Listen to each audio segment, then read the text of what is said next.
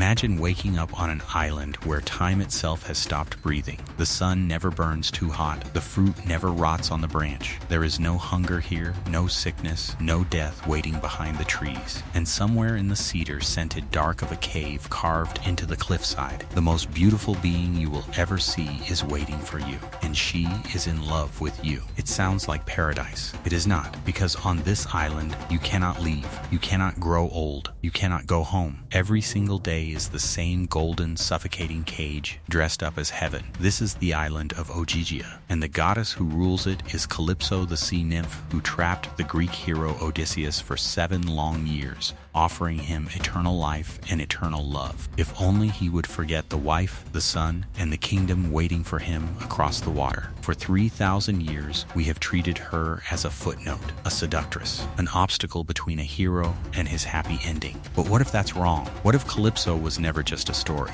Ancient geographers spent centuries trying to physically locate her island on real maps. Some believed she ruled from a rock in the middle of the Mediterranean. Others believed her island lay somewhere out in the cold mist-choked waters of the Atlantic, at what the old Greeks called the navel of the sea, and buried underneath the poetry. Some historians think Calypso's myth may be hiding the memory of something or someone much older and much more real than a goddess with a magic loom. Today, we go looking for the truth behind the mask. We are going to tear apart the myth of Calypso piece by piece, chase her ghost island across 3 different oceans, and ask the one question Homer never really answered. Was Calypso ever human? Stick around, because by the end of this video, the story of the clingy goddess who wouldn't let the hero go home is going to look a lot darker and a lot more real than you ever expected. Before we sail any further into this, if deep dives into the darker, buried history behind ancient myths are your kind of thing, hit subscribe and tap the bell so you don't lose this ship in the fog. Now, let's go meet the goddess who kept a hero prisoner in paradise. Who was Calypso? To understand why Calypso is so much more disturbing than the beautiful goddess label lets on, you first have to understand where she came from. And it is not a gentle bloodline. Calypso was a nymph, but not one of the minor, forgettable spirits that flit through the background of Greek mythology. According to Homer, she was the daughter of the Titan Atlas, the very being condemned by Zeus to hold up the entire sky on his shoulders for eternity. Some later writers instead name her father as Oceanus, the primordial titan of the great world river that was believed to encircle the entire earth. Either way, the bloodline is the same message twice over. Calypso is not some small woodland spirit. She is descended from the oldest, most cosmic forces in existence, beings who existed before the Olympian gods themselves ever took the throne. That matters, because it tells us Calypso was never meant to be a damsel or a side character. She was old power, ancient power. The kind of power that predates Zeus, predates Athena, predates the entire familiar cast of Greek mythology we grew up with. And where did this ancient, powerful being choose to live? Not on Olympus, not in a shining palace among the other gods. She lived completely alone on a remote island called Ogygia, described by Homer as being at the absolute center of the sea, so far from anywhere that even the gods rarely visited her. Picture that for a second. An immortal being, born from titans, isolated from every other divine creature in existence, living for centuries, maybe millennia, in complete solitude on a hidden island, with only her handmaidens for company. That is not a paradise, that is an exile. When Odysseus washes up on her shore, half drowned and the sole survivor of his entire crew after the wrath of Poseidon tore his ship apart, Calypso does not simply rescue him out of kindness. She falls for him instantly, and she does not let him go. For 7 years, not 7 days, not 7 weeks, 7 full years, she keeps him on her island as her lover. And here is the detail that gets glossed over in almost every children's version of this story. Calypso offers Odysseus something no mortal has ever truly been offered before. She offers him immortality, eternal youth, a body that will never age, never sicken, never die, if he will simply stay with her forever and forget his home, his wife Penelope, and his son Telemachus entirely. Think about what that really means. This is not a villain twirling a mustache. This is a being so lonely, so starved of real connection, after centuries of isolation, that she is willing to offer a mortal man the single greatest gift in the entire universe, godhood itself, just so he will never leave her side. Homer describes her voice as hypnotic, her weaving so beautiful it stops you in your tracks, her singing filling the whole island as she works at her golden loom. Every single sense is engineered to seduce. And yet, night after night, Odysseus sits on the shore and weeps, staring out at the horizon toward Ithaca, refusing even after 7 years to stop mourning the life he lost. She could give him everything except the one thing he actually wanted. Eventually, the god Hermes is sent by Zeus himself to order Calypso to release him. And here is where Homer gives us one of the rawest, most human moments in the entire Odyssey. Calypso doesn't simply obey and shrug him off. She is furious. She accuses the male gods of a very specific hypocrisy, that goddesses are always punished and shamed the instant they take a mortal lover, while gods do it constantly without consequence. It is one of the few moments in all of Greek myth where a goddess directly calls out the double standard of Olympus itself. And then, heartbroken, she lets him go. She helps him build a raft. She gives him supplies, favorable winds, and sends him back out into the world that never wanted her in it. That is who Calypso was in the myth. Not a monster, not simply a seductress, a being of immense ancient power, condemned to total isolation, who briefly held happiness in her hands and was forced to release it. But there is a detail almost nobody talks about, and it is the most chilling one in the entire story. When Hermes finally lands on Ogygia to deliver Zeus's command, Homer takes the time to describe exactly what he finds. He finds Calypso in her cave, surrounded by a fire of fragrant cedar and juniper that can be smelled across the entire island, weaving at her golden loom, singing in a voice so beautiful it fills the air like something alive. Vines heavy with grapes curl around the cave's mouth. 4 separate springs run in different directions through soft, violet meadows. Birds nest undisturbed in the trees because nothing on this island has ever hunted them. It is, by every measure Homer gives us, a genuine paradise. And that is exactly what makes it so unsettling. Homer does not describe a monster's lair. He describes something closer to a beautifully decorated prison cell. And that contrast paradise as a trap rather than a reward is precisely why the story has outlived almost every other episode in the Odyssey. And what does Odysseus do with this paradise? Homer tells us plainly. Every single day, while Calypso works at her loom inside the cave, Odysseus walks alone to the same spot on the rocky shore, sits down and cries. Not once, not for a week, every day, for 7 years, staring across an ocean he cannot cross, grieving a life that is no longer waiting for him the way he remembers it. 7 years is longer than the entire Trojan War itself, longer than most marriages last today. And for every single one of those days, a man who had been offered literal immortality chose grief over comfort, memory over paradise. That single image of a man weeping on a beach he cannot leave, inside a paradise he never asked for, is arguably the emotional center of the entire Odyssey. Everything else in the poem is motion, monsters, storms, battles, escapes. Ogygia is the one place in the whole story where nothing moves at all, and that stillness is the real horror of it. But that raises the real question we came here for. Is any part of this real? So we know the myth, we know the emotional shape of the story, but myths do not usually come from nowhere, somewhere behind Homer's cedar smoke and golden looms. There might be a real place, a real coastline that ancient sailors actually saw, feared, and turned into a legend. And that search has consumed historians for over 2,000 years. Ogygia, the ghost island, if Calypso herself is difficult to pin down, her island is even stranger, because unlike most locations in Greek mythology, ancient writers were genuinely obsessed with finding it on a real map. Homer gives us a description that sounds almost scientific for a work of poetry. He places Ogygia at what the Greeks called the omphalos thalasses, literally, the navel middle of the sea. It is described as remote, wooded, ringed with violet meadows and fragrant cypress trees, fed by 4 separate springs, ruled over by a goddess who lives entirely alone except for her nymph attendants. It is one of the most detailed geographic descriptions in the entire epic, and ancient scholars did not treat this as pure fantasy. They treated it as a genuine mystery to be solved. The historian Plutarch, writing centuries after Homer,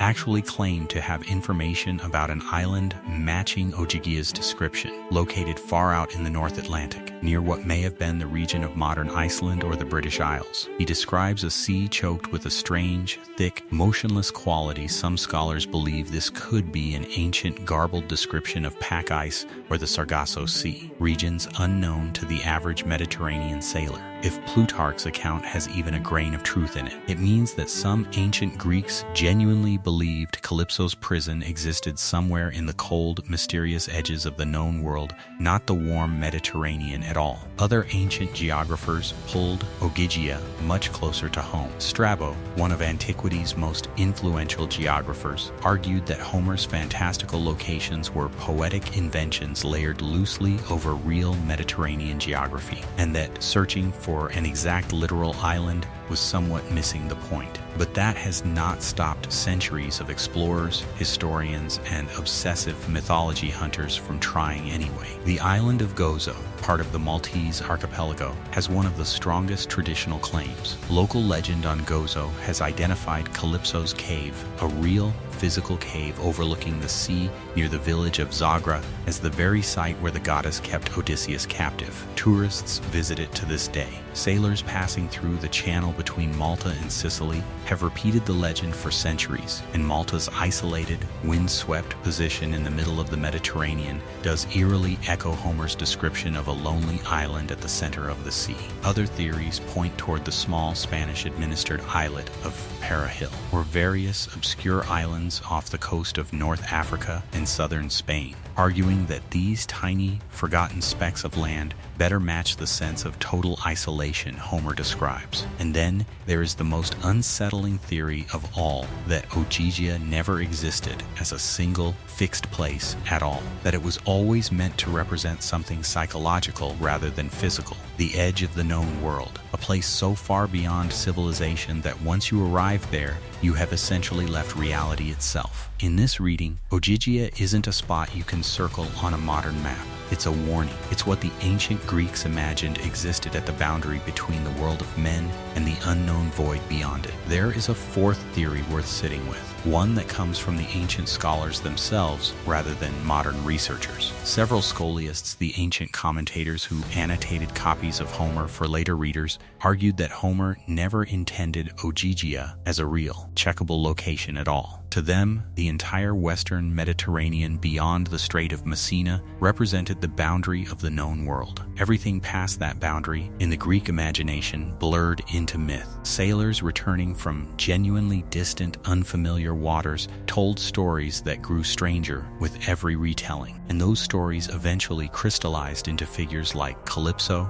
Circe, and the Sirens. Under this theory, searching for Ogygia is a little like searching for the exact street address of once upon a time. The location was never meant to be found. It was meant to represent the edge of everything familiar, and yet the searching never stopped. In the centuries after antiquity, Renaissance scholars revisited Plutarch's Atlantic account and tried to match it against newly explored northern coastlines. 19th century classicists combed the Mediterranean island by island, cross-referencing wind patterns, currents, and travel times mentioned in the poem, trying to calculate exactly how many days Odysseus's raft would have needed to sail from Ogygia to the island of the Phaeacians. Even today, tourism boards on Malta, Gozo, and a handful of Greek islands still quietly compete for the true home of Calypso title, because the legend itself has become valuable, regardless of whether it is literally true. So which is it? A real island in the Atlantic, lost somewhere in the fog described by Plutarch? A genuine cave on the Maltese coast, worn smooth by 3,000 years of legend? A boundary marker at the edge of the known Mediterranean world? Or a metaphor for the terrifying, seductive edge of human knowledge itself? The honest answer is that nobody knows for certain, and that uncertainty is exactly what has kept people searching for Calypso's island for over 2,000 years. But if the island itself is a mystery, the goddess who ruled it might be an even bigger one. But even if we could plant a flag on the exact island Homer was imagining, that would only answer half the mystery. The harder question isn't where Calypso lived, it's who she actually was before poets turned her into a goddess. Was she a real queen? Here is where the story stops being just about geography and starts becoming something much stranger, because some historians believe Calypso may not be pure invention at all. She may be an echo, a myth grown up around the memory of real, powerful women that history was never comfortable simply remembering as human. To understand this theory, you have to understand a pattern that repeats constantly throughout the ancient world. Powerful women were routinely transformed into goddesses, witches, or monsters by the cultures that came after them specifically, because a normal human explanation for female power was often considered unacceptable. Look at Calypso's own mythological cousin, Circe, another island-dwelling enchantress from the very same Odyssey, who also seduces and delays Odysseus, who also lives in total isolation, who also wields terrifying supernatural power over the men who wash up on her shores. Ancient and modern scholars alike have long debated whether both Circe and Calypso are echoes of the same cultural memory, powerful, independent priestess-queens who ruled remote islands or coastal settlements without a husband, without a king, entirely on their own authority, something ancient Greek society found almost impossible to process without wrapping it in mythology. Some historians point specifically to the Minoan civilization on Crete, one of the oldest and most enigmatic societies in the entire Mediterranean, predating classical Greece by centuries. Minoan art is famously full of powerful female figures, priestesses holding snakes, goddesses seated on thrones, women depicted as central figures of religious authority in a way that starkly contrasts with the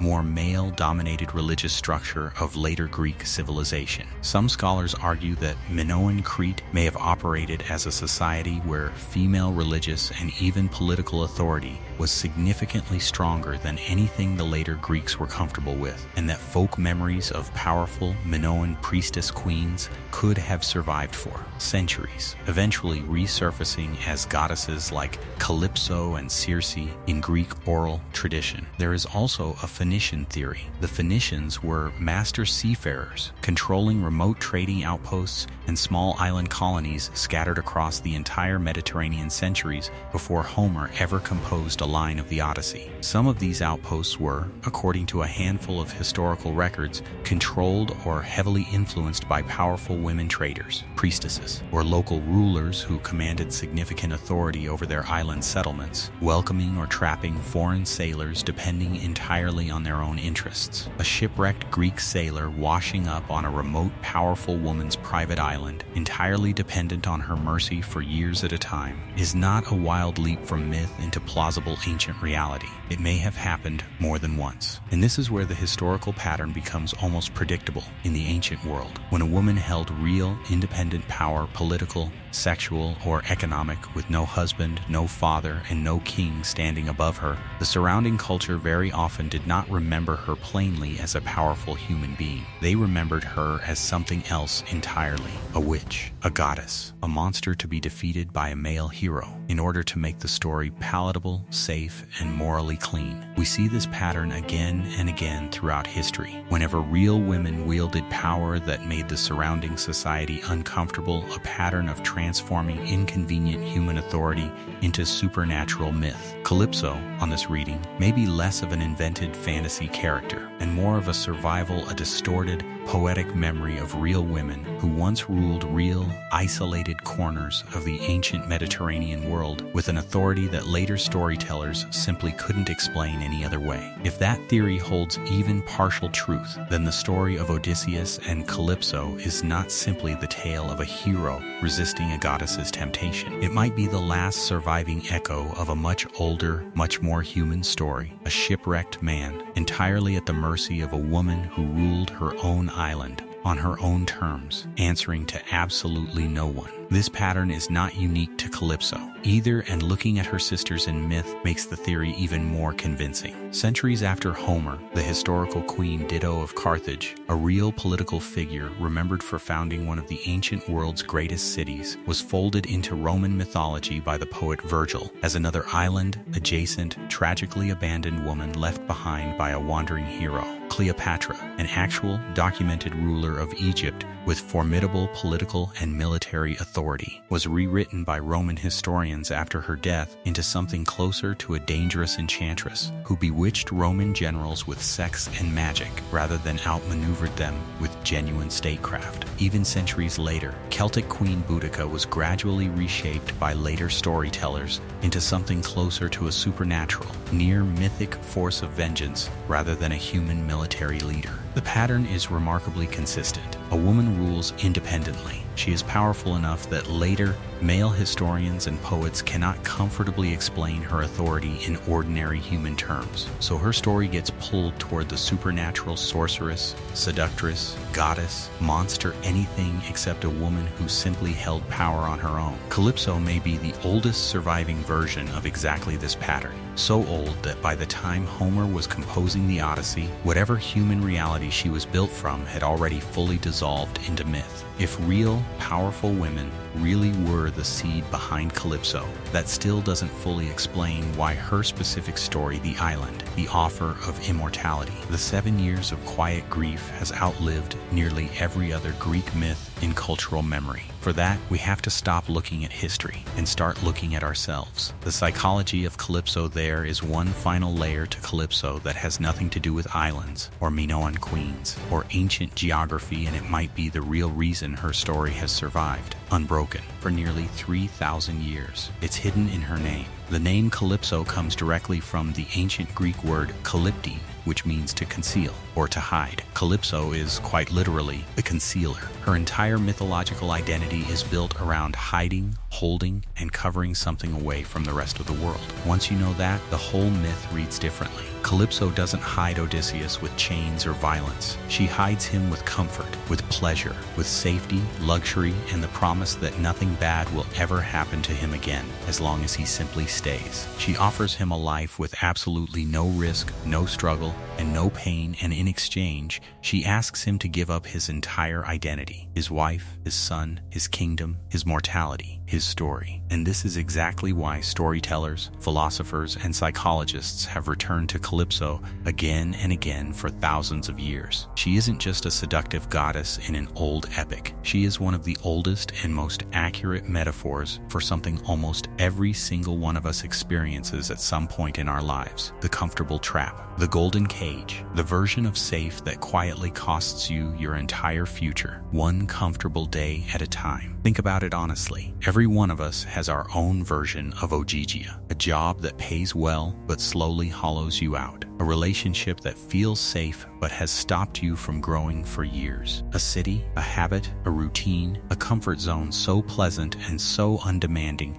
that leaving it feels almost irrational, even when some quiet part of you knows you are wasting away there, one identical day at a time. That is Calypso's real power, not immortality, not seduction, comfort itself, offered so completely and so seductively that walking away from it feels like madness. And that is exactly why Odysseus weeping on the beach, staring at a horizon he cannot reach, is one of the most quietly devastating images in all of ancient literature. He has been offered literal godhood, eternal youth, eternal pleasure, eternal safety, and he sits there every single day, grieving for a normal, mortal, uncertain life instead, because a real life with real risk and real loss and a real ending was worth infinitely more to him than an eternity of comfortable concealment. 3,000 years later, we are still telling this story in different clothes, on different islands, because the trap has never gone away. We still build our own golden cages. We still get offered comfort in exchange for our future. And somewhere, Deep down, most of us understand exactly why Odysseus kept staring at that horizon. Maybe that is the real reason Calypso has survived every retelling, every century, every civilization that came after Homer. Not because she was a monster to be defeated,